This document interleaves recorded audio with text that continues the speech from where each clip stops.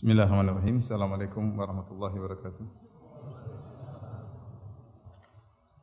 Alhamdulillahi ala ihsanih wa syukru lahu ala taufiqihi wa amtinanih wa asyhadu an la ilaha illallah wahdahu la syarika lahu ta'ziman li sya'nih wa asyhadu anna Muhammadan abduhu wa rasuluhu da'ila ridwanih.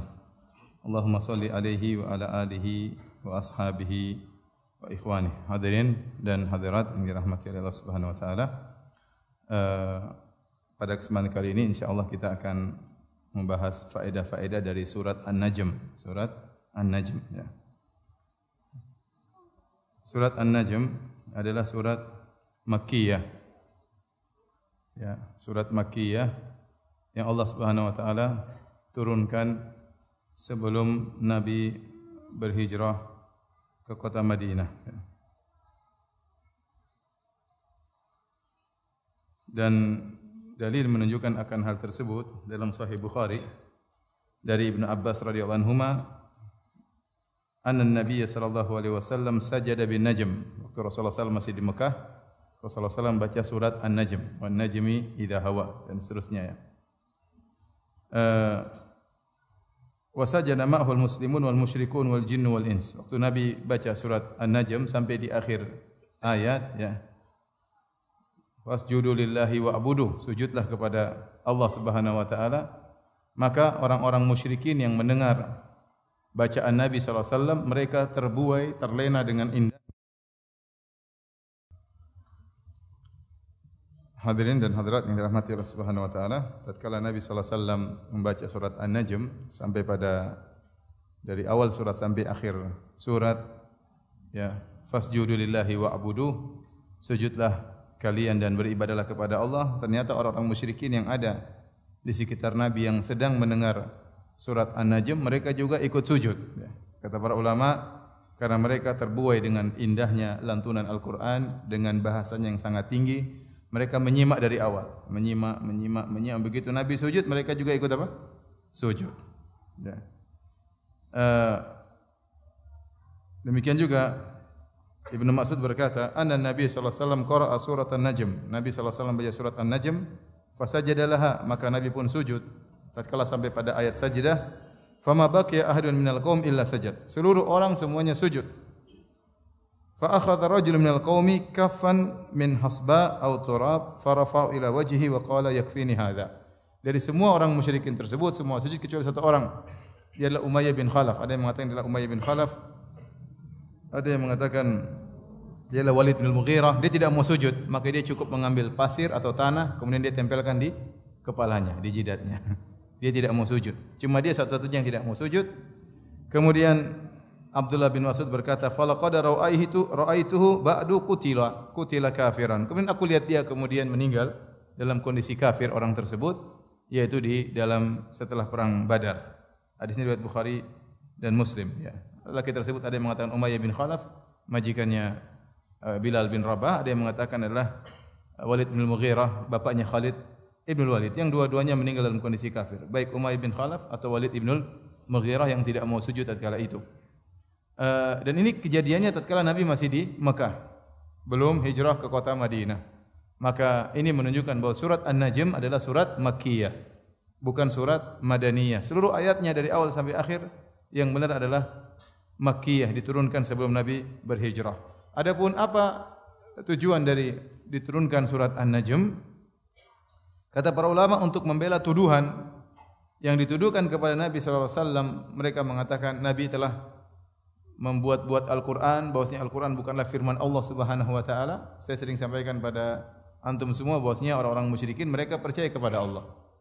Cuma mereka tidak percaya Muhammad utusan Allah. Mereka tidak percaya Al-Quran turun dari Allah untuk Nabi Muhammad sallallahu alaihi wasallam. Ya. Maka Allah membela Nabi sallallahu alaihi wasallam dengan menurunkan surat An-Najm. Makanya kalau kita lihat isi surat An-Najm, isinya tentang wahyu, bahwa tentang hari kiamat, tentang keesaan Allah Subhanahu wa taala. Dan ini semua nuansa surat-surat Makkiyah. Karena audiensnya untuk surat-surat Makkiyah adalah orang-orang musyrikin Arab. Ya, orang-orang musyrikin Arab. Berbeda tatkala surat-surat Madaniyah. Kalau surat-surat Madaniyah setelah Nabi berhijrah ke kota Madinah banyak berkaitan dengan hukum-hukum. Berkaitan hukum-hukum karena hukum-hukum turun bagi kaum muslimin, bagi kaum mukminin. Kemudian berkaitan orang-orang munafik karena orang munafik tidak muncul kecuali di kota Madinah. Tetapi kalau isi surat berkaitan hari kiamat, tentang kerasulan Nabi sallallahu alaihi wasallam, tentang Al-Qur'anul Karim, itu adalah nuansa dari surat-surat Makkiyah sebagaimana nampak dalam surat An-Najm. Allah Subhanahu wa taala ya berfirman di awal surat ini dengan bersumpah, wan najmi idza hawa, ya. Kata Allah Subhanahu wa taala, demi bintang tatkala tenggelam, ya. Demi bintang tatkala terbenam. Apa yang dimaksud dengan bintang di sini? Maka ada beberapa pendapat. Ada yang mengatakan najm sini maksudnya Al-Qur'an, karena Al-Qur'an turun munajjaman, yaitu mufarraqan, turun tahap demi tahap, dan makanya najm secara bahasa Arab juga munajjam, artinya bertahap, sebagian-sebagian. Maka wan najmi maksudnya demi Al-Qur'an. Namun pendapat yang lebih kuat, wan najmi maksudnya adalah demi bintang. Makanya setelah itu Allah berfirman, idza hawa, demi bintang tatkala terbenam. Karena kalau yang dimaksud dengan an-najm adalah Al-Qur'an, tentunya Allah akan berfirman wan najmi idza nazala. Al-Qur'an disebut dengan nazala, bukan terbenam, ya. Adapun yang terbenam, yang jatuh terbenam, hawa itu artinya jatuh, adalah bintang, bukan Al-Qur'an. Al-Qur'an turun kalau dalam bahasa Arab, ya.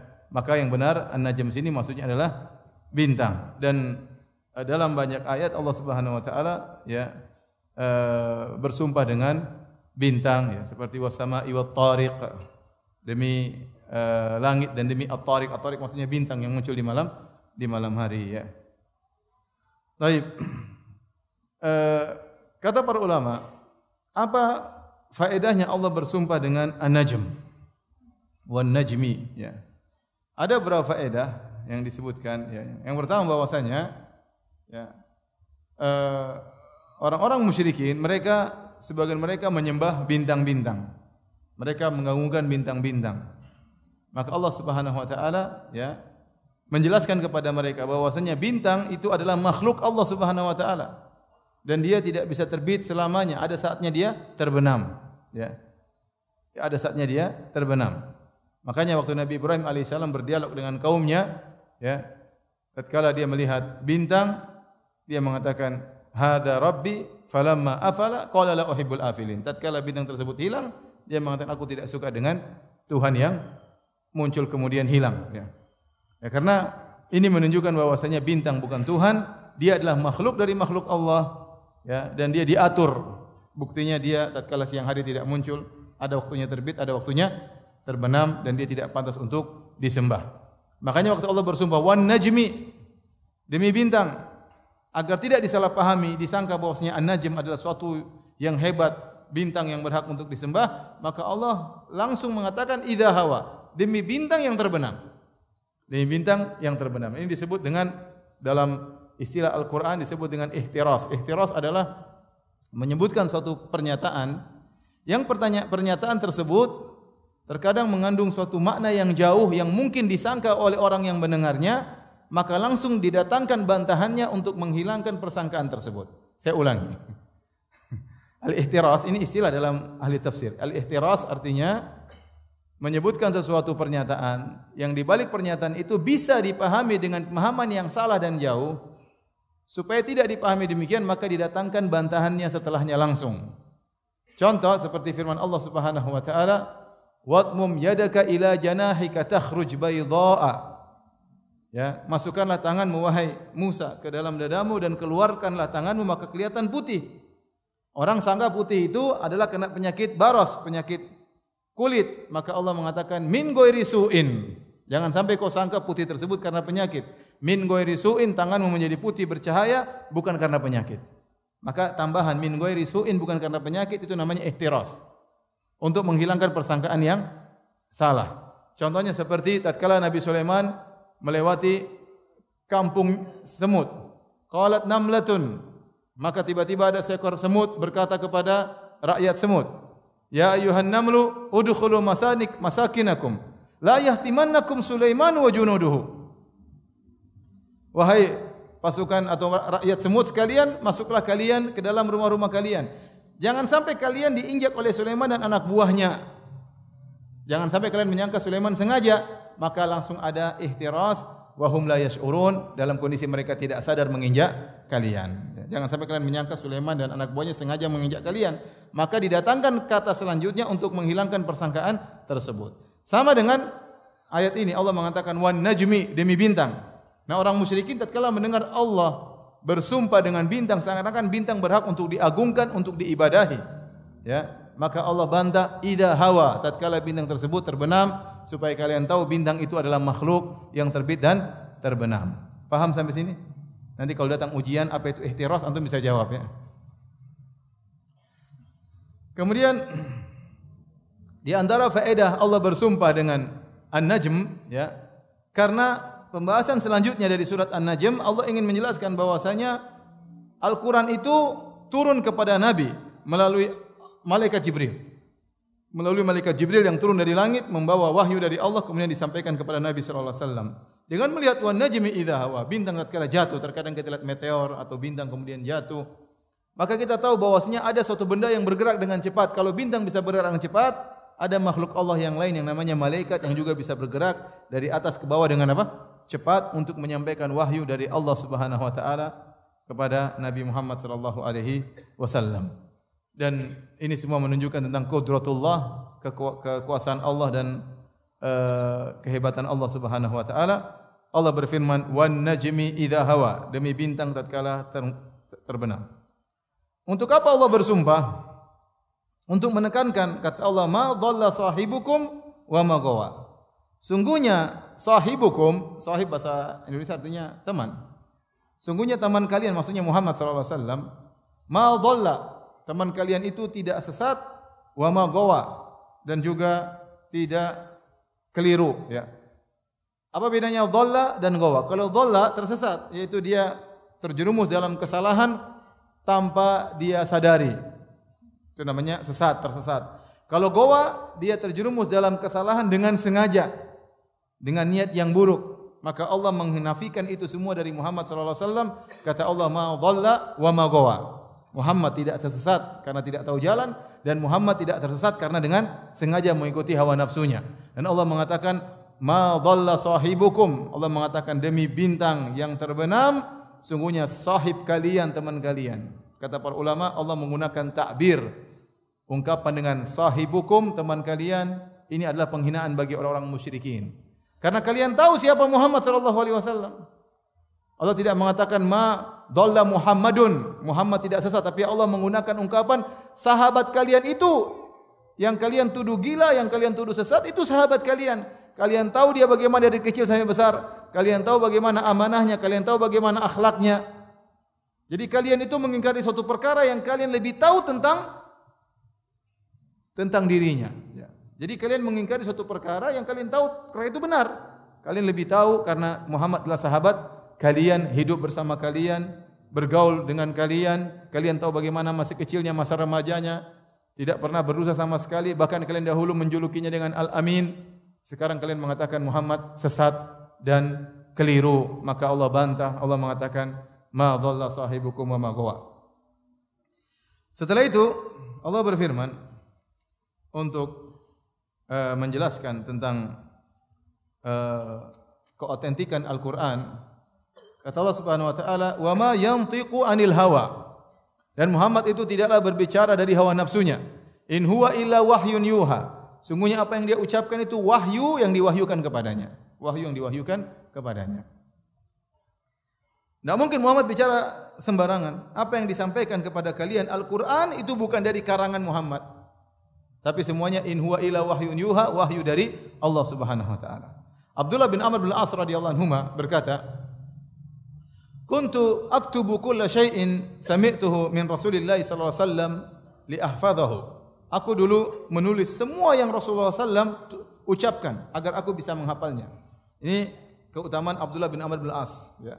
Makanya Abu Hurairah mengatakan, ya tidak ada yang banyak hadisnya daripada aku kecuali Abdullah bin Amr bin Al-As. Kenapa?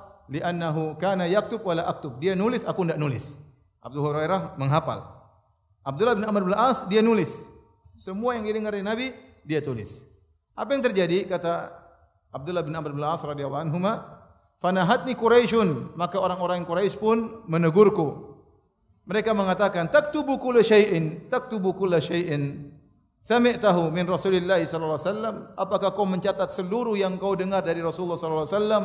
Wa Rasulullah sallallahu alaihi wasallam basyarun yatakallam fil ghadab. Padahal Rasulullah adalah seorang manusia yang terkadang dia berbicara sambil marah. Kalau sudah marah kan tidak bisa mengontrol dirinya. Kemudian kata Abdullah bin Abdul As, fa amsaktu anil kitabah. Aku pun berhenti menulis. Kemudian aku ceritakan ini kepada Nabi sallallahu alaihi wasallam, bahwasanya dulunya aku nulis orang Quraisy negur saya, maka apa kata Nabi sallallahu alaihi wasallam? Uktub walladzi nafsi biyadihi. Ya. Tulislah demi zat yang jiwaku berada di tangannya, tidak ada yang keluar dari mulutku illal haq, kecuali kebenaran. Ya. Semua yang Nabi ucapkan adalah kebenaran. Dalam hadis yang lain juga Nabi SAW berkata, Inilah aqulu illa haqqan. Aku tidak berkata kecuali yang benar. Ada seorang sahabat bertanya, ya Rasulullah, fa innaka tudaibuna, ya Rasulullah, kau bercanda dengan kami. Apakah candaanmu semua benar? Kata Nabi SAW, la aqulu illa haqqan. Aku tidak berkata kecuali apa? Benar. Oleh karenanya Nabi tidak pernah berbicara dengan hawa nafsunya. Bahkan dalam candaannya pun Nabi berbicara dengan kebenarannya. Dalam kebenaran. Seperti ada seorang sahabat bertanya, Rasulullah, ihmilni. Ya Rasulullah, aku minta tunggangan. Berikan tunggangan unta kepadaku, mungkin untuk berjihad, untuk yang lainnya. Kata Nabi SAW, inilah ahmiluka illa ala waladin naqah. Aku tidak akan berikan kau tunggangan kecuali anak onta. Dia bilang, apa yang aku perbuat dengan anak onta? Kata Nabi, bukankah onta besar juga pasti anak onta? Ya kan? Itu contoh candaan Nabi SAW, dan dia tidak bohong. Dia bilang, ya, aku akan memberikan kepada engkau anak onta untuk mengangkutmu. Sahabat bertanya, anak onta apa yang bisa aku perbuat dengannya? Kata Nabi, bukankah onta besar juga punya bapak dan ibu ya? Pasti juga, dia juga dulu anak onta, dan sekarang statusnya pun anak onta, bukan anak kuda ya. Jadi Nabi SAW dalam bercanda pun tidak berbohong. Nah, timbul pertanyaan, apakah Nabi bisa terkadang berijtihad? Apakah Nabi bisa berijtihad? Ya. Bagaimana dengan firman Allah, in huwa illa wahyu yuha? Tidaklah Nabi berucap kecuali dari hawa nafsunya, dan semua yang diucapkan pasti wahyu. Namun kita dapati dalam beberapa kisah Nabi salah. Kemudian ditegur oleh Allah Subhanahu wa taala dalam Al-Qur'an, abasa wa tawalla. Ya, dia berpaling dari bermuka masam. Nabi salah berijtihad, ditegur oleh Allah Subhanahu wa taala. Maka para ulama menjamakkan antara ayat ini dengan beberapa kesalahan Nabi yang ditegur oleh Allah Subhanahu wa taala. Mereka mengatakan yang dimaksud dengan ayat ini, wa ma yantiqu anil hawa in huwa illa wahyu yuha. Nabi tidak berbicara dengan hawa nafsunya, tapi wahyu dari Allah, maksudnya Al-Qur'an. Maksudnya apa? Al-Qur'an. Karena konteks ayat ini berbicara tentang Al-Qur'an. Untuk membantah orang-orang musyrikin yang menuduh Nabi mengarang Al-Qur'an. Adapun Nabi SAW terkadang berijtihad salah, maka itu dalam nitaq mahdud, cuma dalam beberapa kondisi yang sempit, yang jarang terjadi. Itu pun Nabi langsung ditegur. Itu pun langsung Nabi ditegur. Kebanyakannya wahyu dari Allah Subhanahu wa taala. Itu pun waktu Nabi berijtihad tidak ikut hawa nafsu. Ya, menurut dia tidak ikut hawa nafsu, dan dia berusaha berijtihad, ternyata ijtihadnya apa? Keliru, dan ditegur oleh Allah Subhanahu wa taala. Jadi Nabi SAW tetap maksum, tetap terjaga dari kesalahan. Apakah langsung sejak awal terjaga dari kesalahan jika dia menyampaikan Al-Qur'an dan hadis-hadis dari Allah, dari Nabi SAW, atau dia melakukan kesalahan kemudian ditegur, ujungnya pun tetap maksum. Ujungnya pun tetap maksum, karena Nabi tidak akan dibiarkan di atas kesalahan. Kalau dia salah, maka akan ditegur oleh Allah Subhanahu wa taala. Paham maksudnya? Ya. Baik. Kita lanjutkan. Setelah Allah menyebutkan bahwasanya tidak ada yang keluar dari Nabi kecuali wahyu yang diwahyukan, dan ini berkaitan dengan Al-Qur'an, kata Allah, "Allamahu syadidul quwa." Sungguhnya Muhammad itu diajarkan oleh Jibril. Allah sebutkan, Muhammad itu bisa baca Al-Qur'an, bisa menyampaikan Al-Qur'an karena ada yang mengajarnya. Siapa yang mengajarnya? Jibril. Jibril Allah sifati dengan syadidul quwa, makhluk yang sangat kuat, makhluk yang sangat kuat. Setelah itu Allah berfirman, dzu mirratin, yang Jibril tersebut dzu mirrah. Apa maknanya mirrah? Mirrah ini ada beberapa pendapat. Ada yang mengatakan mirrah adalah al-manzar al-hasan, yaitu memiliki bentuk yang sangat indah ya. Karena Jibril sangat indah ya.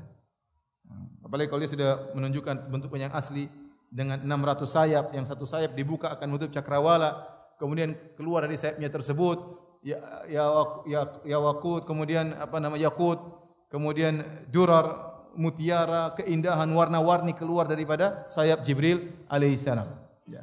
Jadi dia bentuknya sangat indah. Makanya Allah mengatakan dzu mirrah. Banyak para salaf menafsirkan dzu mirrah artinya memiliki bentuk yang sangat indah. Kemudian ada tafsiran dzu mirrah yaitu memiliki akal yang sangat cerdas, memiliki matanatil akal, yaitu akal yang sangat cerdas. Ya. Ini untuk menjelaskan kepada orang-orang musyrikin bahwasanya sanadnya Nabi sallallahu alaihi wasallam jelas. Muhammad, Jibril, Allah Subhanahu wa taala. Dan semua sanadnya thiqah. Semua sanadnya apa? Thiqah. Muhammad thiqah dan Jibril sangat cerdas.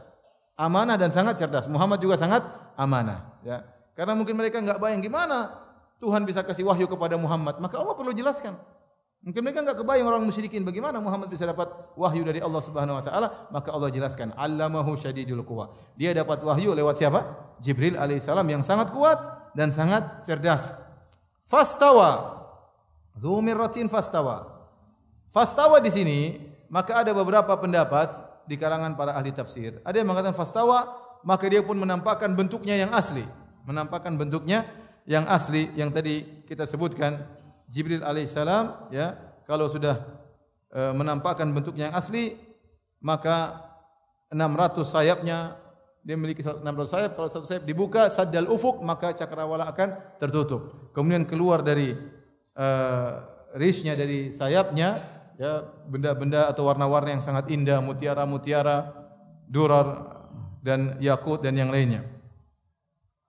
Ini pendapat pertama. Pendapat kedua, bahwasanya Jibril fastawa, maksudnya Jibril naik ke atas atau berada di atas waktu mau menemui Nabi sallallahu alaihi wasallam. Fastawa yaitu Jibril berada di atas. Makanya setelah itu Allah berfirman, wa huwa bil ufuqil a'la. Maka Jibril berada di ufuk yang tinggi. Ini Allah sedang jelaskan proses bagaimana Jibril bawa wahyu kepada Nabi sallallahu alaihi wasallam. Maka dua-dua pendapat ini benar, ya. Di antara cara Jibril membawa wahyu kepada Nabi sallallahu alaihi wasallam, Jibril turun dari langit, kemudian istiwa di ufuk yang tinggi, yaitu dia diam dulu di situ, kemudian baru dia menyampaikan turun mendekati Nabi sallallahu alaihi wasallam. Makanya Allah mengatakan wa huwa bil ufuqil a'la, Jibril di ufuk di atas, kemudian summa dana fatadalla. Kemudian dia mendekat lalu bertambah dekat lagi, yaitu ingin menyampaikan wahyu kepada siapa? Muhammad sallallahu alaihi wasallam. Itulah proses turunnya wahyu kepada Nabi sallallahu alaihi wasallam. Kemudian kata Allah Subhanahu wa taala, "Fa kana qaba qausaini aw adna." Maka jadilah dia Jibril sangat dekat kepada Muhammad sejarak dua ujung busur. Kita busur begini kan, namanya qaus. Qaus kan begini. Antara atas dengan bawah itu namanya baina qausain. Jaraknya sangat dekat. Ada yang mengatakan antara vertikal dengan tempat tariknya. Jadi antara tali dengan ini. Intinya sudah sangat dekat dengan Nabi Muhammad SAW. Jadi Jibril waktu menyampaikan wahyu kepada Nabi bukan dari jauh, tetapi turun dari langit, mampir ke ufuk sebentar, istiwa sebentar, kemudian melanjutkan turun menuju dekat Nabi sallallahu alaihi wasallam. Ini proses turunnya wahyu kepada Nabi sallallahu alaihi wasallam. Fa kana qaba qausaini aw adna. Maka jadilah Muhammad sallallahu alaihi wasallam, Jibril sangat dekat dengan Muhammad seperti jarak dua busur atau lebih dekat lagi. Fa auha ila abdihi ma auha. Maka kemudian Allah memberi wahyu kepada hambanya apa yang Allah wahyukan. Ini pendapat pertama. Atau pendapat kedua, Jibril pun memberi wahyu kepada hamba Allah Subhanahu wa taala apa yang Allah wahyukan kepada Jibril. Dua-duanya benar. Bisa diartikan kemudian Allah pun memberi wahyu kepada Jibril, Jibril memberi wahyu kepada Nabi sallallahu alaihi wasallam. Atau diartikan fa auha ila abdihi, maka Jibril pun memberi wahyu kepada Nabi sallallahu alaihi wasallam. Tentunya wahyunya dari siapa? Dari Allah Subhanahu wa taala. Apakah kata ganti fa auha maka dia pun memberi wahyu? Apakah itu maksudnya Allah atau Jibril? Maknanya sama saja. Kalau Jibril yang memberi wahyu, maka wahyu tersebut dari siapa? Allah Subhanahu wa taala. Nah, inilah proses tentang turunnya wahyu. Allah jelaskan, ya, Karena bisa jadi orang-orang musyrikin tidak bisa tergambarkan bagaimana turunnya wahyu kepada Muhammad sehingga mereka mengingkari, mereka mengatakan Al-Qur'an hanya karangan Muhammad. Ya, bagaimana mungkin Tuhan yang ada di langit kemudian beri wahyu kepada Muhammad, bagaimana caranya? Maka Allah jelaskan, mudah. Tinggal Jibril Allah utus dari langit, turun mampir ke ufuk sampai kepada Nabi sallallahu alaihi wasallam, selesai perkara. Dan gerakan bisa sangat cepat sebagaimana Anda melihat meteor jatuh, bintang jatuh, wan najmi idza hawa, tatkala bintang jatuh mudah sekali. Mudah sekali ya. Mudah bagi Allah dan Allah ala kulli syai'in qadir. Allah Maha Kuasa atas segala sesuatu. Kemudian kata Allah Subhanahu wa taala setelah itu, "Ma kadzabal fuadu ma ra'a." Ya. Hatinya tidak mendustakan apa yang telah dilihatnya.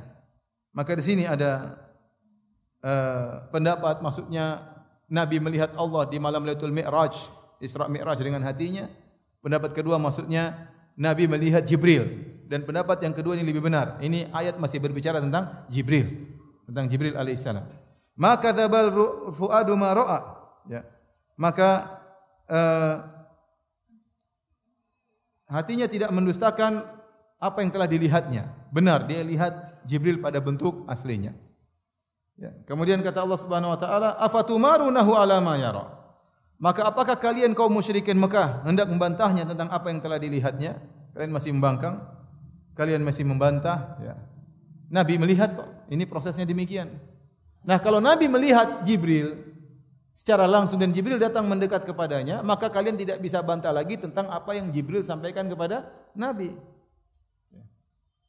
Jadi kalian tidak bisa membantah bahwasanya Al-Quran itu wahyu dari Allah melalui Jibril alaihissalam. Karena Nabi melihat Jibril. Kalau Nabi sudah mengatakan dia melihat Jibril, apa kalian masih membantah dia melihat Jibril? Kemudian Allah berfirman, "Wa laqad ra'ahu nazlatan ukhra." Sungguhnya Nabi telah melihat Jibril di kesempatan yang lain. Inda Sidratil Muntaha. Tatkala di Sidratul Muntaha, tatkala Isra Mi'raj. Ini dikuatkan oleh Ibnu Katsir rahimahullah taala bahwasanya yang dimaksud oleh Allah, "Ma kadzabal fuadu ma ra'a," tidaklah hatinya mendustakan apa yang dia lihat, yaitu Rasulullah sallallahu alaihi wasallam melihat Jibril di dunia. Yaitu tatkala proses turunnya wahyu, ya. Dan Nabi melihat Jibril dalam bentuk aslinya 2 kali. Biasanya Jibril datang dalam bentuk manusia. Seperti dalam Gua Hira waktu Nabi dipeluk oleh Jibril, itu dalam bentuk Jibril datang dalam bentuk apa? Manusia.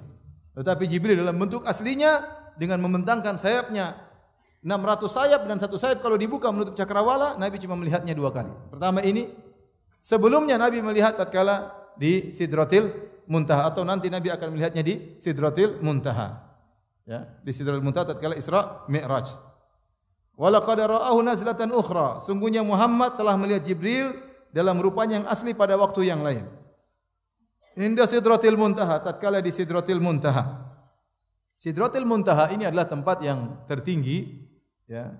Dalam hadis disebutkan di langit ke-7. Setelah langit ke-7 sampai ada suatu tempat namanya Sidratul Muntaha. Disebutkan bentuknya seperti pohon sidr, namun sangat indah. Datang dalam hadis-hadis, ya, Nabi melihat mensifatkan tentang Sidratul Muntaha, suatu tempat yang sangat indah. Bahkan dikatakan muntaha, muntaha itu penghujung. Dalam bahasa Arab artinya apa? Penghujung. Seakan-akan tidak ada lagi tempat selain itu. Itu tempat yang terjauh, tempat yang tertinggi. Ya, tempat yang tertinggi. Setelah itu tidak ada lagi namanya tempat. Maka disebut dengan Sidratul Muntaha. Setelah itu maka arsy Allah. Setelah arsy Allah maka kemudian Allah Subhanahu wa taala, ya. Inda Sidratil Muntaha. Di situ Nabi melihat Jibril di Sidratul Muntaha dalam bentuk yang aslinya.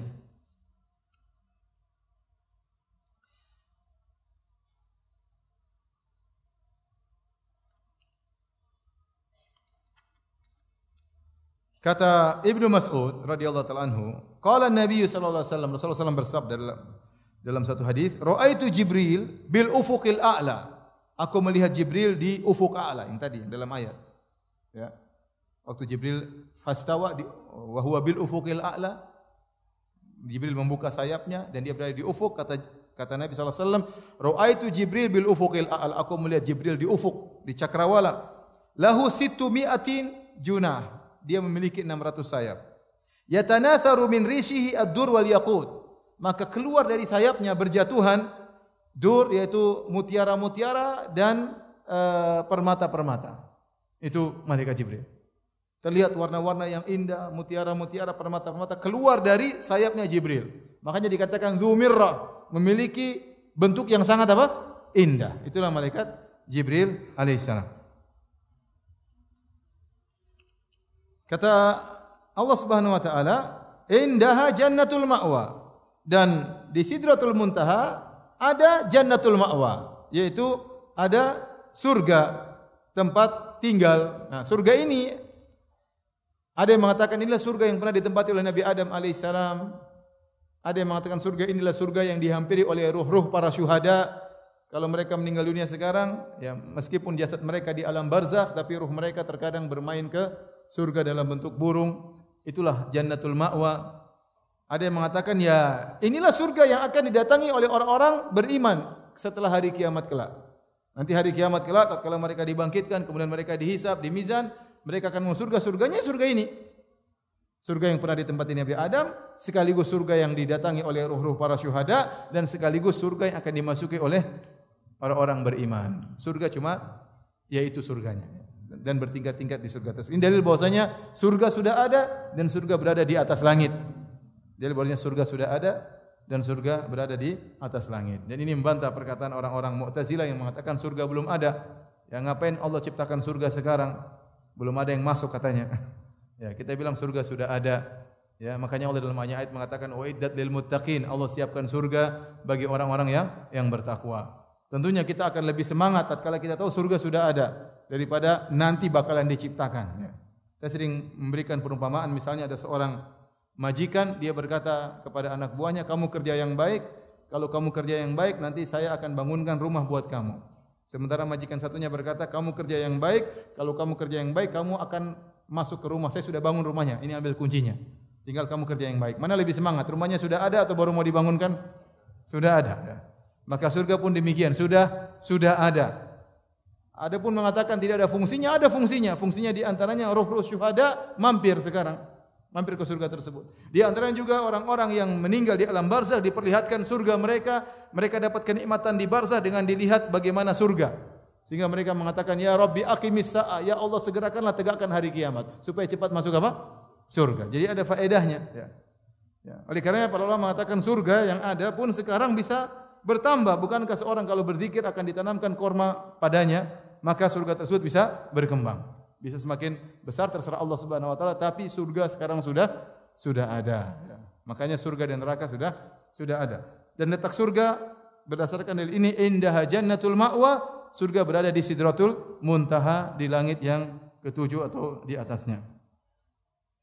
Kemudian kata Allah, idz yaghsha sidrata ma yaghsha. Idz yaghsha sidrata ma yaghsha. Artinya maka ada sesuatu yang meliputi sidrah, ya. Sidratul Muntaha diliputi oleh sesuatu. Allah tidak sebutkan sesuatu itu apa. Allah jadikan dia mubham, tidak disebutkan. Artinya Nabi melihat sesuatu yang indah yang meliputi sidrah, Sidratul Muntaha, yang tidak bisa disifatkan dengan kata-kata, begitu indahnya. Dalam sebagian pendapat salaf, ya, mereka mengatakan seperti Hasan Al-Basri, Ghasyiha nuru rabbil alamin. Sidrah tersebut diliputi dengan cahaya Allah Subhanahu wa taala. Kemudian dalam riwayat yang lain dikatakan ghasyiha nurun minallah hatta ma yastati ahadun an yanzura ilaiha. Maka sidrah tersebut ditutupi oleh cahaya Allah sehingga seorang tidak mampu untuk melihatnya. Kemudian ada yang mengatakan dalam riwayat ghasyiha alwanun la adri ma hiya. Kata Nabi sallallahu alaihi wasallam, sidrah tersebut diliputi oleh warna-warni, aku tidak tahu apakah warna-warni tersebut. Jadi ada suatu keindahan, Allah tidak sebutkan, intinya hanya Allah katakan idz yaghsha sidrata ma yaghsha. Sidratul Muntaha tersebut ternyata diliputi dengan sesuatu yang meliputinya. Sesuatu yang meliputinya. Setelah itu Allah Subhanahu wa taala berfirman, "Ma zaqal basaru wa ma tagha." Penglihatannya Muhammad tidak berpaling dari yang dilihatnya itu dan tidak pula melampauinya. Yaitu Rasulullah SAW fokus melihat tentang Jibril. Artinya kata para ulama, waktu Nabi SAW melihat Jibril, kemudian Nabi bercerita kepada para sahabat, Nabi tidak mengada-ngada. Demikianlah yang Jibril yang dilihat oleh Nabi SAW. Apakah yang dilihat oleh Jibril tentang Jibril, apakah yang dilihat oleh Sidratul Muntaha, benar-benar yang dilihat oleh Nabi itu suatu benar, bukan suatu yang hiperbola, dilebih-lebihkan oleh Nabi atau dikurang-kurangkan oleh Nabi. Seperti itulah Nabi melihatnya, mazaqal basaru wa ma tagha. bahwasanya pandangan Nabi SAW tidak melenceng dan tidak melampaui. Dia melihat, dia mengabarkan sesuatu dengan apa yang dia lihat. Laqad ra'a min ayati rabbihil kubra. Sungguhnya dia telah melihat sebagian dari tanda-tanda kekuasaan Tuhannya yang paling besar.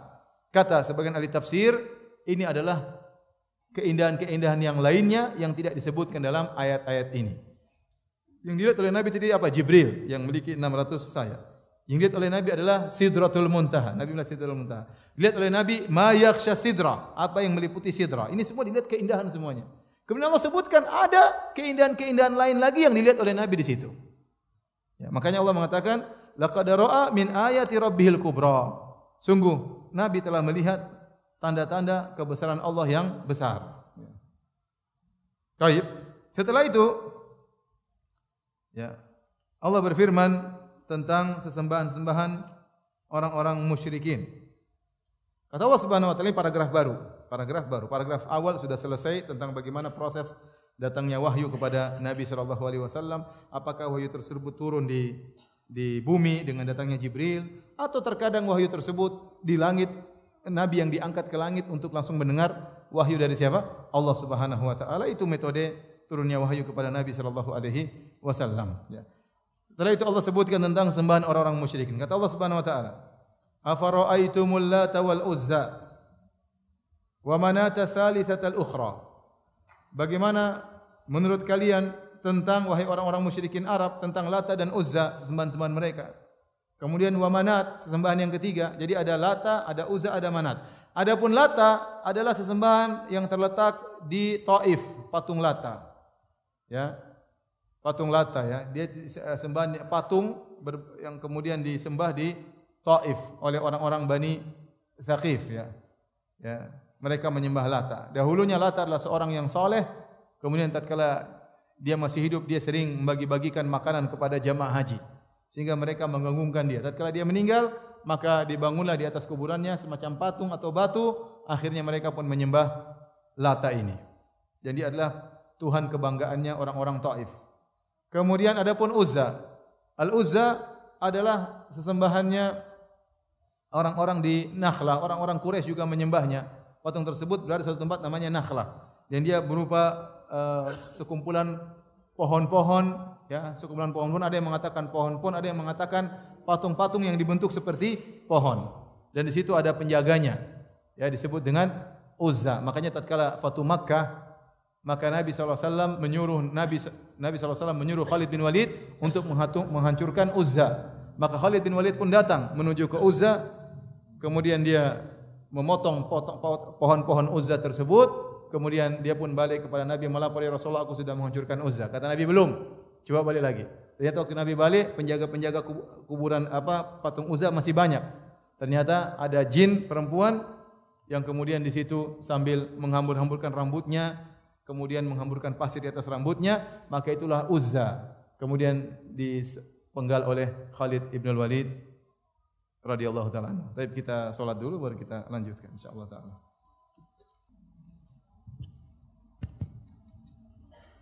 Bismillahirrahmanirrahim. Alhamdulillah, salatu wassalamu ala Rasulillah wa ala alihi wa sahbihi wa ala. Kita masuk pada paragraf baru. Kata Allah Subhanahu wa taala, "Afara'aitumul Lata wal Uzza wa Manata tsalitsatal ukhra alakumudz dzakar wa lahul untha tilka idzan qismatun dhiza." Kata Allah Subhanahu wa taala, bagaimana menurut kalian tentang Lata? Tadi sudah kita sebutkan, Lata adalah berhala yang diagungkan di kota Taif oleh Bani Thaqif. Kemudian adapun Al-Uzza adalah berhala yang terdapat di kota Nakhlah yang diagungkan oleh orang-orang Quraisy, ya. Oleh karenanya waktu terjadi perang Uhud, kata Abu Sufyan tatkala masih kafir, dia mengatakan lana la Uzza wala Uzza lakum. Kami memiliki Uzza sementara kalian wahai kaum muslimin tidak punya Uzza. Sehingga mereka membangga-banggakan Uzza. Yang Uzza ini akhirnya ditebang oleh Khalid bin Walid setelah Fatu Makkah. Nabi menyuruh Uzza untuk ditebang, maka ditebang oleh Khalid bin Walid karena dalam bentuk pepohonan, kumpulan pepohonan. Setelah itu Khalid melapor kepada Nabi, kata Nabi SAW, kau belum melakukan sesuatu.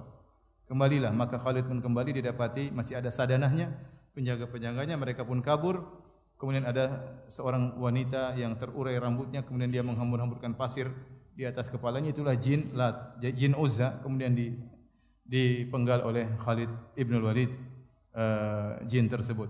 Adapun Manat adalah berhala yang terletak di Mushallal yang diagungkan oleh suku Al-Aus dan Al-Khazraj, yaitu kaum Ansar sebelum masuk Islam. Kaum Ansar terdiri atas suku Al-Aus dan suku Khazraj, dan mereka sangat mengagungkan Manat, ya. Berhala-berhala ini, ya, Allah membantah mereka dengan mengatakan, bagaimana menurut kalian tentang berhala-berhala tersebut? Pantaskah untuk disembah?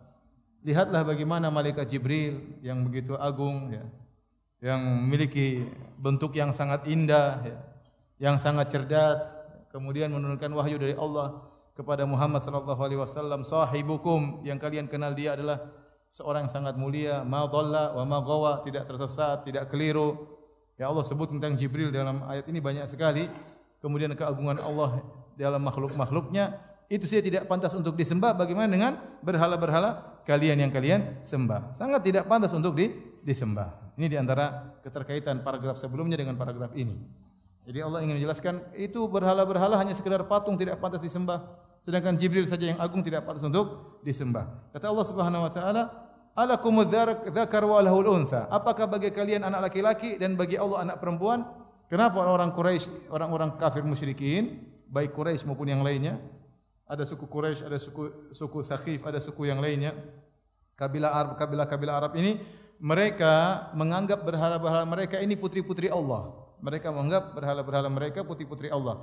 Makanya mereka namakan dengan Lata. Lata adalah nama perempuan dari Al-Ilah, jadi Lata. Kemudian Al-Uzza dari Al-Aziz, kalau laki-laki Al-Aziz, kalau Al-Uzza itu perempuan. Maksudnya Uzza ini putrinya Allah Subhanahu wa taala. Kemudian Al-Manat dari Al-Mannan.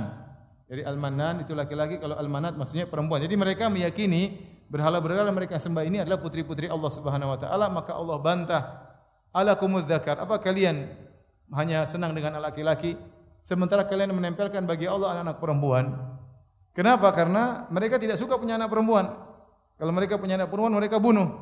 Wa idza busyira ahaduhum bil unsa dhalla wajhuhu muswaddan wa huwa kadhim yatawara minal qaumi min su'i ma busyira bihi ayumsiku ala hunin am yadussuhu fit turab. Kalau dikabarkan mereka punya anak perempuan, mereka pun marah, jengkel, malu. Mereka sembunyikan anak perempuan mereka, jangan sampai diketahui oleh orang-orang kampung, sehingga di depan mereka hanya dua pilihan, ayumsiku ala hunin, apa mereka tunda nanti dibunuh setelah umur 5 tahun, 7 tahun, am yadussuhu fit turab, atau sekarang mereka kubur hidup-hidup masih bayi. Yang jelas mereka akan bunuh. Mereka tidak suka punya anak perempuan dan mereka malu kalau punya anak perempuan, sementara mereka bilang Allah punya anak perempuan. Makanya Allah mengatakan, alakumudz dzakar, kalian maunya anak laki-laki sedangkan untuk Allah kalian kasih anak perempuan. Tilka idzan qismatun dhiza, ini sungguhnya pembagian yang tidak adil, mana otak kalian? Ya. Kalaupun Allah punya anak dan itu juga tidak mungkin, itu harusnya laki-laki, apalagi sudah salah punya anak, terus anaknya juga apa? Perempuan. Jadi kalian salah besar berkaitan dengan Allah. Yang pertama, kalian meyakini Allah punya anak. Waliyadzubillah. Yang kedua, kalian mengatakan anak Allah pun apa? Perempuan. Dan mereka banyak mengatakan sembahan mereka anak-anak perempuan Allah. Mereka juga mengatakan malaikat-malaikat banatullah, putri-putri Allah, ya, Subhanahu wa taala. Dan di antara dalil mereka menganggap bahwasanya sembahan-sembahan mereka adalah perempuan, apa yang diucapkan oleh Abu Bakar As-Siddiq dalam Sahih Al-Bukhari. Waktu terjadi perjanjian Hudaybiyah, terjadi perdebatan antara Abu Bakar As-Siddiq dengan Urwah bin Mas'ud As-Saqafi, salah seorang tokoh mereka. Ya, waktu itu dalam kondisi kafir, maka Abu Bakar pun marah dan dia mengucapkan kata-kata yang sangat jelek kepada Tuhan mereka, kepada Lata. Apa kata Abu Bakar? Umsus bidrollat. Kalau kita artikan bahasa Indonesia, wahai fulan, isap aja klitorisnya Lata itu. Pahami, bahasanya sangat kasar, tapi intinya itu Tuhan kalian apa? Perempuan. Sampai Abu Bakar yang tidak pernah mengucapkan kata-kata kotor, saking marahnya dia mengatakan demikian. Ya intinya itu kerjainlah Tuhanmu perempuan itu, kerjain aja lah. Jadi intinya mereka menganggap Tuhan mereka adalah putri-putri Allah, maka Allah bantah, tilka idzan qismatun dhiza. Sungguh ini adalah pembagian yang tidak adil. Kemudian kata Allah Subhanahu wa taala, in hiya illa asma'un sammaitumuha. In hiya illa asma'un sammaitumuha antum wa aba'ukum ma anzalallahu biha min sultan. Sungguhnya sembahan-sembahan ini hanyalah sekedar nama yang kalian nama-namakan. Dia sekedar batu. Ya, ini apa? Batu yang kalian ambil, kalian pahat, kalian taruh, kalian namakan Tuhan. Kalian namakan Lata, kalian namakan Uzza, kalian namakan Manat. Dia bukan apa-apa, sekedar batu. Sammaitumuha. Antum yang menamakan nama-nama itu sebagai Tuhan. Wa aba'ukum, dan juga nenek moyang kalian menamakan itu sebagai Tuhan. Padahal dia bukan apa-apa. Ma anzalallahu biha min sultan. Allah tidak pernah menurunkan dalilnya sama sekali. Dan ini adalah al-fariq, pembeda yang sangat tegas antara akidah yang benar dengan akidah yang salah. Semua akidah yang benar pasti ada dalilnya. Anzalallahu bihi min sultan. Harus ada dalilnya. Kalau tidak ada dalilnya, maka itu ma anzalallahu biha min sultan. Allah tidak pernah menurunkan dalilnya. Ya. Hanya sekedar orang katanya dinamakan begini, katanya kalau ke kuburan ini, katanya kalau batu ini, katanya kalau pegang akik ini, katanya itu semua katanya tidak ada dalilnya. Maka orang Islam tidak boleh meyakini itu semua. Karena itu adalah keyakinan yang dilarang. Kita tidak boleh berkeyakinan seenak kita. Harus ada dalilnya. Nanti ada penjelasan setelah ini. Bahwasanya tidak boleh berkeyakinan seenaknya kita, apa yang kita inginkan. Ya, hanya sekedar batu yang kalian namakan, kata Allah Subhanahu wa taala. Bukankah itu batu-batu yang kalian ambil dari padang pasir atau dari mana, dari lembah, kalian bawa, kalian pahat, kalian namakan Tuhan. Ya. Kalian yang menamakannya apa? Tuhan. Sama seperti berhala-berhala yang ada sekarang. Coba berhala-berhala tersebut, apa itu Tuhan? Bukan Tuhan. Tidak bisa melihat, tidak bisa mendengar, tidak bisa berbicara. Mau dibandingkan dengan Jibril alaihissalam yang cerdas, yang kemudian memiliki bentuk yang sangat indah, itu pun tidak boleh jadi Tuhan. Apalagi sekedar batu yang kalian pahat. Terkadang pahatnya pun aneh-aneh. Ya. Terkadang Tuhan berkepala 4, terkadang Tuhan berbadan hewan berkepala manusia, terkadang sebaliknya berkepala hewan bertubuh manusia, ya. Terkadang bermuka manusia bertelinga gajah. Nah, Tuhan model bagaimana seperti ini? Kalian pahat, kalian namakan sebagai apa? Tuhan. Kalian yang menamakan Tuhan, hanya nama-nama yang kalian pasang pada Tuhan tersebut. Hakikatnya apa? Hakikatnya batu. Batu yang kalian pahat. Batu yang kalian pahat. Ini bantahan sangat telak. Itu batu. Kalian namakan sebagai Tuhan. Kok bisa jadi Tuhan? In tattabi'una illa dhanna. Sungguhnya yang kalian ikuti hanyalah persangkaan. Wa ma tahwal anfus, dan apa yang dihawa nafsukan oleh jiwa-jiwa kalian. Wa laqad ja'ahum min rabbihimul huda. Sungguh telah datang ya petunjuk dari Rabb mereka. Namun mereka tinggalkan. Mereka hanya mau mengikuti hawa nafsu mereka. Setelah itu Allah berfirman, Amlil insani matamanna. Perhatikan di sini. Apakah manusia akan mendapatkan apa yang dia angan-angankan? Ini bantahan para ulama tafsir seperti Tahir bin Asyur mengatakan, apa kalian ingin berakidah sesuai dengan yang hawa nafsu kalian? Kalian ingin mendapat syafaat dari berhala-berhala tersebut sebagaimana kalian berkata, ma na'buduhum illa liyuqarribuna ila Allahi zulfa. Tatkala Nabi menegur mereka, kenapa kalian menyembah sembahan-sembahan ini? Apa jawaban mereka? Jawaban mereka Allah abadikan dalam Al-Quran, kata mereka, ma na'buduhum illa liyuqarribuna ila Allahi zulfa. Tidaklah kami menyembah berhala-berhala ini kecuali untuk mendekatkan kami kepada Allah sedekat-dekatnya. Yaitu mereka berharap syafaat dari berhala-berhala tersebut. Mereka juga berkata dalam ayat yang lain, haula'i syufa'auna indallah. Mereka ini sembahan-sembahan kami adalah pemberi-pemberi syafaat bagi kami di sisi Allah. Itu kan hawa nafsu kalian, itu kan persangkaan kalian, kata Allah Subhanahu wa taala. Amnil insani matamanna. Apakah setiap manusia mendapatkan apa yang dia angan-angankan? Angan-angan kalian ini tidak benar. Ini akidah tidak benar, syirik. Ya. Dan banyak keinginan mereka tidak Islam yang datang tidak sesuai dengan keinginan mereka, maka mereka punya keinginan yang lain. Contoh, mereka menginginkan Rasul jangan dari manusia, malaikat. Gimana kalau malaikat yang turun? Allah abadikan dalam Al-Quran. Mereka ingin Rasul dari kalangan apa? Malaikat. Itu keinginan mereka. Mereka juga mengatakan, kenapa Muhammad yang jadi Rasul? Kenapa tidak lelaki yang lain? Ya. Dari negeri yang lain, dari kota yang lain, dari kota Taif misalnya. Kenapa harus Muhammad yang jadi Rasul? Itu keinginan mereka. Tetapi apakah keinginan mereka ya dipenuhi? Tidak dipenuhi. Yang benar bahwasanya seorang berakidah ya bukan atas hawa nafsunya, tetapi dia mengikuti apa yang ditunjukkan oleh Allah dan diajarkan oleh Rasulullah sallallahu alaihi wasallam. Jangan ikut hawa nafsu. Akidah yang ikut hawa nafsu itu tidak dibenarkan. Makanya Allah mengatakan, amlil insani ma tamanna. Apakah manusia mendapatkan segala yang dia angan-angankan, yang dia akidahkan? Jawabannya tidak. Falillahil akhiratu wal ula. Sungguhnya hanya bagi Allah kehidupan akhirat dan juga kehidupan dunia. Akhirat dan dunia hanyalah milik Allah Subhanahu wa taala, maka kalian harus mengikuti aturan Allah Subhanahu wa taala terutama dalam berakidah. Setelah itu Allah berfirman, "Wa kam min malakin fis samawati la tughni syafa'atuhum syai'an." Jangankan bicara tentang berhala-berhala itu yang kalian harapkan syafaatnya. Malaikat saja tidak bisa kasih syafaat, kata Allah Subhanahu wa taala. Ini bantahan lagi berikutnya. Ya, jadi bantahan terhadap ini dari beberapa sisi. Pertama, dibandingkan dengan Jibril yang berakal, sementara berhala kalian tidak berakal. Jibril bisa ngomong, nyampaikan wahyu, berhala kalian tidak bisa ngomong. Jibril bentuknya indah, berhala kalian bentuknya amburadul ya. Tidak bisa itu bagaimana menjadikan Tuhan. Sekarang sisi kedua, kalian berharap syafaat dari berhala-berhala kalian. Lihatlah malaikat, tidak bisa kasih syafaat. Kata Allah, wa kam mim malakin fis samawat la tughni syafa'atum syai'a. Dan betapa banyak, wa kam artinya betapa banyak. Artinya seluruh malaikat yang begitu banyak jumlahnya di langit, begitu banyak malaikat, tidak seorang pun dari malaikat tersebut, tidak satu pun dari malaikat tersebut yang di langit bermanfaat syafaat mereka. Illa min ba'di ayyadana Allahu lima yasha'u wa yarda, kecuali setelah diizinkan oleh Allah kepada orang yang Allah kehendaki dan Allah ridai. Maka syafaat itu ada 3 syaratnya. Yang pertama, izin Allah kepada syafi' pemberi syafaat, ya. Kemudian keridhaan Allah Subhanahu wa taala kepada orang yang beri syafaat. Dua syaratnya, secara sederhana 2. Izin kepada orang yang beri syafaat, kemudian keridhaan Allah kepada yang diberi apa? Syafaat. 2 syarat ini. Ya, kalau tidak terpenuhi Allah tidak bisa kasih syafaat. Ya.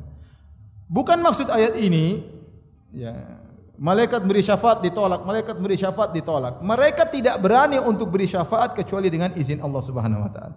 Setelah mereka tahu bahwasanya Allah sudah mengizinkan mereka untuk beri syafaat, baru mereka memberi apa? Syafaat.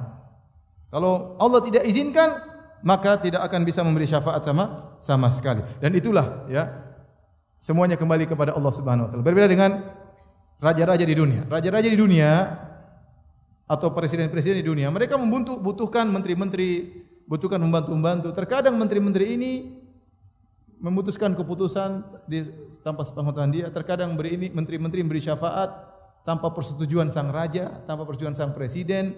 Ya, terkadang berani memberi ide dan selanjutnya. Kenapa? Karena presiden tersebut butuh kepada menteri, raja tersebut butuh kepada anak buah, sehingga anak buahnya berani memberi syafaat langsung. Adapun Allah Subhanahu wa taala, Allah tidak butuh kepada siapapun. Allah tidak butuh kepada malaikat. Allah tidak butuh kepada para nabi.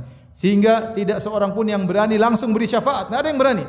Bahkan Nabi SAW tatkala di padang mahsyar, apakah Nabi langsung beri syafaat? Enggak, Nabi sujud dulu. Sujud lama. Agar diizinkan kasih syafaat, baru Allah mengatakan, "Ya Muhammad, irfa' ra'sak." Angkat kepalamu. Wasal tu'tah, mintalah kau akan diberikan. Wasfa'tu syafa', beri syafaat kau akan diberi syafaat. Apakah Nabi langsung mengatakan saya kasih syafaat? Tidak berani. Nabi sujud dulu sampai dapat izin dari Allah Subhanahu wa taala. Malaikat dalam ayat-ayat menunjukkan malaikat sangat ingin kaum muslimin diampuni. Makanya dalam Al-Qur'an, wa yastaghfirul ladzina amanu, di antara sifat malaikat mereka mohon ampunan bagi orang-orang yang beriman. Ya, mereka sayang kepada orang-orang beriman. Tetapi apakah mereka bisa memberi syafaat kepada orang beriman? Jawabannya tidak bisa kecuali setelah diizinkan oleh siapa? Allah Subhanahu wa taala. Nah, wahai orang-orang musyrikin Arab, bandingkan dengan berhala kalian. Ini malaikat di langit, tinggi, mulia, tidak pernah bermaksiat, kedudukannya dekat dengan Allah, itu pun tidak bisa beri syafaat kecuali dengan izin Allah. Bagaimana dengan patung-patung kalian sembah yang di bumi, yang bentuknya amburadul, yang tidak bisa apa-apa, ya. Kemudian kalian mengharapkan syafaat dari berhala-berhala tersebut.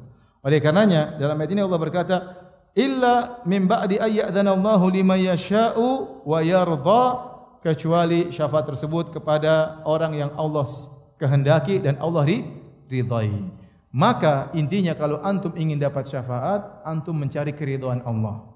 Kalau antum sudah diridai oleh Allah, maka siapapun kasih syafaat bisa. Tapi kalau antum tidak diridhai oleh Allah Subhanahu wa taala, maka siapapun kasih syafaat tidak bakalan bisa. Karena Allah tidak ridha. Jadi intinya kuncinya untuk dapat syafaat adalah mengharapkan siapa? Keridhaan Allah Subhanahu wa taala. Demikian saja kajian kita, insyaallah kita lanjutkan. Mudah-mudahan pekan depan kita bisa lanjutkan, kalau bukan hari Kamis, hari Jumat. Kalau tidak ya libur nanti 2 minggu lagi. Ustaz, apakah ada kiat-kiat mendapatkan jodoh, Ustaz? Saya sangat ingin memiliki istri yang cantik dan soleha. Masya Allah. Memang antum aja. Ya, benar kita banyak doa kepada Allah Subhanahu wa taala. Tidak ada salahnya kita berdoa, ya Allah, anugerahkanlah kepada aku istri yang menundukkan pandanganku, ya. Yang membantu aku untuk menundukkan pandangan, yang menyujukkan pandanganku, ya. Minta kepada Allah, ya.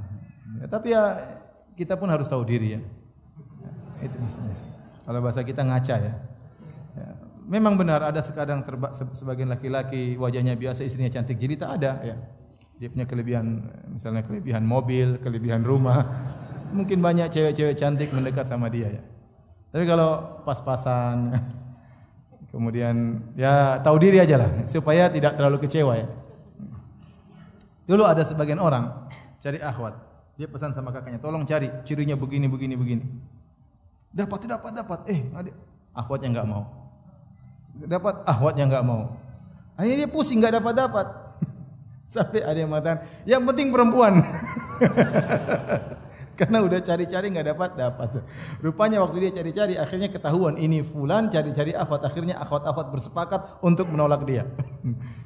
Ya, jadi kita minta kepada Allah, kita enggak tahu kebahagiaan kita kepada siapa. Terkadang pikiran kita bahagia sama perempuan yang cantik. Secara zahir bagus.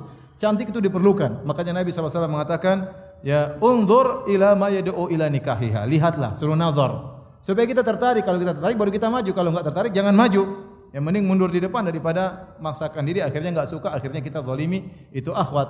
Intinya kecantikan juga suatu perkara yang dijadikan bahan pertimbangan untuk memilih akhwat. Tetapi antum jangan cari kecantikan yang nomor 10 ya. Cari yang 6,5 sudah cukup ya. Jangan 9,5, 9,7 sementara antum nilainya 4,2. Antum tahu diri maksud saya ya. Kalau dapat alhamdulillah, memang ada yang 4,2 dapat 9,5 ada tapi jarang saya bilang. Jarang ya. Antum boleh berusaha. Jadi kalau ditolak jangan terlalu sakit hati ya. Tapi ya berdoa kepada Allah. Yang penting kita tidak tahu kebahagiaan kita apakah sama perempuan cantik atau perempuan biasa. Yang kasih kebahagiaan siapa? Allah Subhanahu wa taala. Jadi antum menikah dengan perempuan cantik, akhirnya antum terlalu sayang sama dia, akhirnya antum membangkang kepada ibu antum sendiri, kepada ribut sama keluarga gara-gara terlalu sayang sama istri, dan itu banyak terjadi seperti itu. Ya intinya banyak doa ya, berusaha bekerja dan berusaha untuk melamar ya, tanya-tanya ya, tanya cari akhwat. Ya. Kalau cocok silakan lanjut, kalau enggak suka ya jangan dilanjutkan.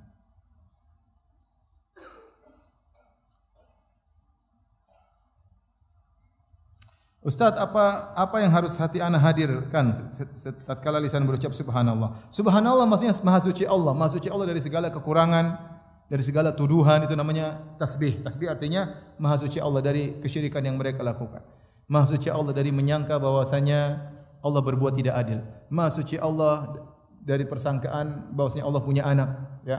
Maha suci Allah dari berhala-berhala yang mereka angkat sebagai perantara antara mereka dengan Allah. Maha suci Allah mereka menjadikan mayat-mayat sebagai perantara mereka dengan Allah Subhanahu wa taala. Itu namanya subhanallah. Maha suci Allah dari segala kekurangan.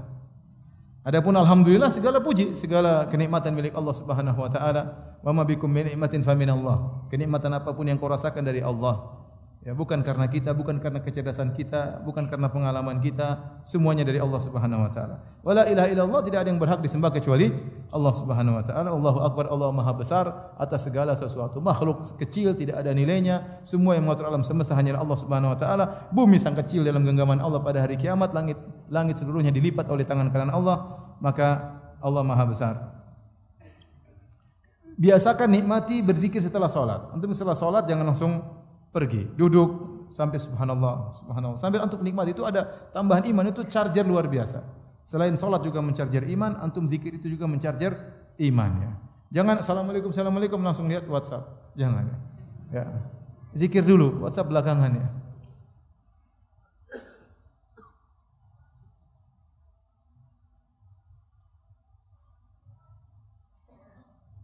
Ustaz, apakah dosa-dosa yang telah kita lakukan di masa lalu dan sekarang bisa menyebabkan diri kita terhalang dari terbukanya pintu rezeki? Secara umum maksiat bikin masalah. Secara umum maksiat bikin masalah. Apakah masalah ekonomi, apakah masalah keluarga?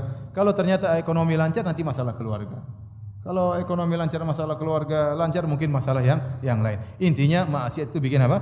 Bikin masalah ya. Bisa jadi seorang terhalang dari rezeki karena maksiatnya. Bisa jadi seorang dia bermaksiat riba tapi duitnya banyak, tapi dia musibah di sisi yang lain ya. Dihalangi dari salat malam misalnya, dihalangi dari khusyuk dalam salatnya misalnya, atau masalahnya keluarganya bermasalah dan yang lainnya. Karena dalam beberapa bulan ini Allah masih belum membuka pintu rezeki. Ya, coba banyak istighfar dan berusaha.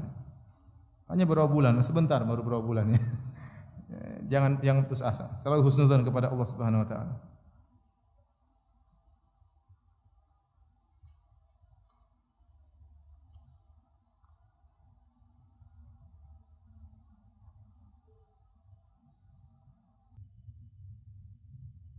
Ustaz, bolehkah menamakan anak dengan nama malaikat? Malaikat maut maksudnya.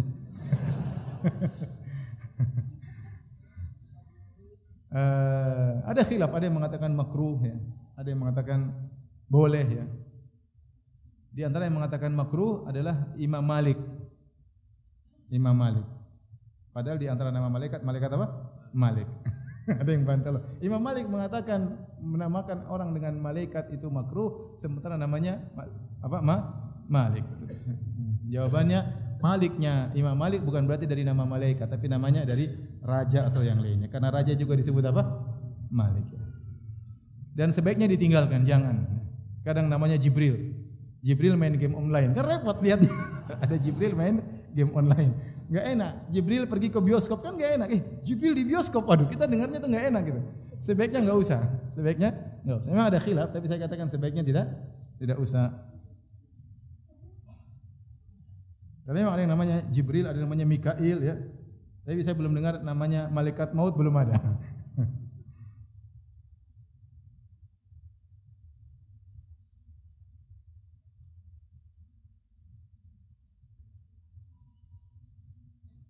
Ustaz, ana ingin bertanya. Ana mendapat syubhat. Kalau menikah membuka pintu rezeki, kenapa banyak orang bercerai karena masalah ekonomi? Banyak yang dapat rezeki. Banyak dapat rezeki setelah apa? Menikah. Contohnya saya. Contohnya banyak orang dulu sebelum menikah enggak punya apa-apa, setelah menikah dapat rezeki, minimal rezeki istri. Kemudian dapat anak, dapat rezeki. Belum dapat, alhamdulillah kehidupan semakin baik. Ada orang diuji, nikah enggak nikah tetap diuji, enggak nikah juga miskin, nikah juga apa? Miskin, itu ujian ya. Tapi salah satu pintu rezeki adalah dengan apa? Dengan menikah. Iyakunu fuqara yughnihimullah min fadli, dalam Al-Qur'an. Kalau mereka miskin, Allah akan cukupkan dengan karunia Allah Subhanahu wa taala. Ya. Tentunya seorang menikah dan berusaha, ya. Makanya kata Nabi sallallahu alaihi wasallam, "Salasatun haqqun 'ala Allahi aunuhum." 3 perkara yang Allah wajib untuk menolong mereka, 3 orang. Yang pertama di antaranya an-nakih yuridul afaf, seorang yang menikah untuk menjaga dirinya, untuk menjaga kehormatannya. Maka jika seorang laki menikah untuk menjaga kehormatannya, terutama di zaman fitnah seperti ini, niscaya Allah akan bantu dia. Yang penting dia bertawakal dan dia berusaha bekerja. Dan banyak bukti orang setelah menikah rezekinya bertambah, banyak ya. Ada sebagian jomblo, entah duitnya kemana ya. Sudah pangkatnya tinggi, duitnya habis begitu saja. Anak enggak punya rezeki, enggak punya. Kasihan ya. Sampai kadang punya usaha sangat banyak, tapi ya dia enggak punya istri. Buat apa ya? Oleh karenanya seorang berusaha menikah dan insyaallah rezeki datang kepadanya.